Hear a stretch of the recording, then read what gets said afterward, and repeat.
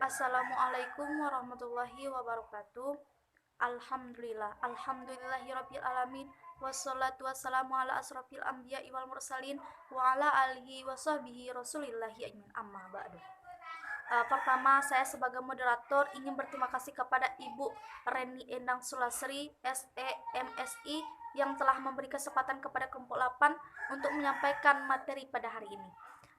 Pertama dan terutama, marilah kita bersyukur atas kehadiran Allah Subhanahu wa Ta'ala, karena berkat nikmat kesempatan dan kesehatan beliaulah kita bisa hadir pada mata kuliah pengantar ilmu ekonomi kita hari ini.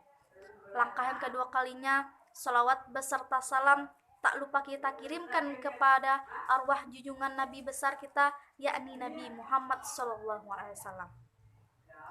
Baiklah, saya tidak akan memperpanjangkan kata-kata mukrimah. Saya Depi sebagai moderator sekaligus pemateri pertama, dan kedua rekan saya Zaskia Dwi Wahyuni dan Fauzi Herman sebagai pemateri kedua dan ketiga. Sebelum kita memulai materi, sebaiknya kita membaca basmalah bersama-sama. Baiklah, saya akan membacakan materi pertama, yaitu teori nilai guna atau utility. Pengertian nilai guna. Nilai guna adalah kepuasan atau kenikmatan yang diperoleh seseorang dari mengonsumsi barang-barang. Teori nilai guna dibagi menjadi dua. Pertama, nilai guna total, kedua nilai guna marginal. Nilai guna total adalah jumlah seluruh kepuasan yang diperoleh dari mengonsumsi sejumlah barang tertentu. Sedangkan nilai guna marginal, pertambahan atau pengurangan kepuasan sebagai akibat dan pertambahan atau pengurangan penggunaan satu unit barang tertentu. Selanjutnya, hipotesis utama teori nilai guna. Hipotesis utama teori nilai guna atau lebih dikenal sebagai hukum nilai guna marginal yang semakin menurun, menyatakan bahwa tambahan nilai guna yang akan diperoleh seseorang dari mengonsumsi suatu barang akan menjadi semakin sedikit apabila orang tersebut terus-menerus menambahnya ke atas barang tersebut. Selanjutnya, nilai guna total dalam angka dan grafik. Dalam angka contohnya, dengan memisalkan bahwa kepuasan dari memakan mangga dalam satu hari dapat dinyatakan dalam angka, seperti tabel di samping. Nilai guna total dari mengonsumsi 10 mangga meliputi seluruh kepuasan yang diperoleh dari memakan semua mangga tersebut. Sedangkan nilai marginal dari mangga yang ke-10 adalah pertambahan kepuasan yang diperoleh dari memakan buah mangga yang ke-10. Dari tabel di samping dapat disimpulkan bahwa kepuasan dari memakan mangga mencapai tingkat maksimum apabila jumlah mangga yang dimakan adalah 8. Selanjutnya, nilai guna total dalam grafik. Ada dua gambar. Pertama, nilai guna total menaik, artinya jika jumlah konsumsi mangga bertambah, maka nilai guna total bertambah tinggi. Kedua, kurva nilai guna marginal turun dari kiri atas ke kanan bawah. Gambaran ini menunjukkan hukum nilai guna marginal yang semakin menurun. Sekian dari saya, terima kasih.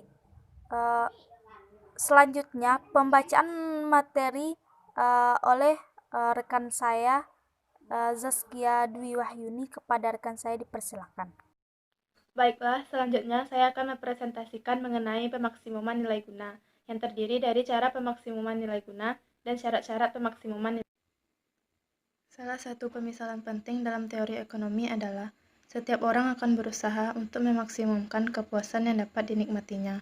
Dengan perkataan lain, setiap orang akan berusaha untuk memaksimumkan nilai guna dari barang-barang yang dikonsumsinya. Apabila yang dikonsumsinya hanya satu barang saja, tidak sukar untuk menentukan pada tingkat mana nilai guna memperoleh dan menikmati barang itu akan mencapai tingkat yang maksimum. Tingkat itu dicapai pada waktu nilai guna total mencapai tingkat maksimum. Cara memaksimumkan nilai guna. Kerumitan yang ditimbulkan untuk menentukan susunan atau komposisi dan jumlah barang yang akan mewujudkan nilai guna yang maksimum bersumber dari perbedaan harga-harga berbagai barang.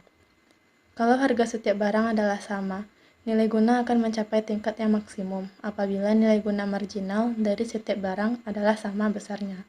Namun, di dalam kenyataan yang sebenarnya, harga berbagai jenis barang adalah berbeda, disebabkan oleh perbedaan harga tersebut Pemaksimuman nilai guna tidak akan tercapai kalau digunakan syarat pemaksimuman kepuasan tersebut. Syarat-syarat pemaksimuman nilai guna. Setiap rupiah yang dikeluarkan untuk membeli unit tambahan berbagai jenis barang akan memberikan nilai guna marginal yang sama besarnya. Dari hal tersebut, dapat dikemukakan hipotesis bahwa seseorang akan memaksimumkan nilai guna dari barang yang dikonsumsinya apabila, yang pertama, perbandingan nilai guna marginal berbagai barang adalah sama dengan perbandingan harga tersebut. Yang kedua, nilai guna marginal untuk setiap rupiah yang dikeluarkan adalah sama untuk setiap barang yang dikonsumsikan. Terima kasih kepada rekan kami, Zaskia Dwi Wahyuni. Selanjutnya pembacaan materi yang ketiga yang dibacakan oleh rekan kami, Fauzi Herman. Kepada Fauzi Herman dipersilakan. Ya, baiklah, saya akan mencoba untuk menjelaskan materi tentang paradoks nilai. Baiklah, saya akan mencoba untuk menampilkan screen dari tentang paradoks nilai. Paradoks nilai adalah kontradiksi. Jelas bahwa meski air lebih berguna untuk bertahan hidup ketimbang berlian. Mengapa? Karena berlian memiliki harga yang lebih tinggi di pasaran. Filsuf Adam Smith pun pernah menganggap sebagai pencetus klasik dari paradoks nilai ini. Baiklah, selanjutnya para marginalis menjelaskan bahwa yang penting bukanlah kegunaan total berlian atau airnya, tetapi kegunaan setiap unit air atau berliannya. Kegunaan air bagi manusia sangatlah besar, tetapi karena air di bumi ini sangat banyak, kegunaan marginal air menjadi rendah. Sedangkan berlian memiliki persediaan yang jauh lebih rendah, Oleh karena itu, dapat diartikan bahwa kegunaan air lebih penting dari berlian, karena air merupakan suatu kebutuhan yang penting dalam kehidupan manusia, tapi bukan berlian. Selanjutnya, saya akan mencoba untuk menampilkan grafik dari paradoks nilai. Dari grafik tersebut dapat disimpulkan bahwa pada tingkat konsumsi terendah, air memiliki kegunaan marginal yang lebih tinggi daripada berlian dan lebih berharga. Manusia biasanya mengkonsumsi air pada tingkat konsumsi yang lebih tinggi ketimbang berlian, sehingga kegunaan marginal dan harga air lebih rendah daripada berlian.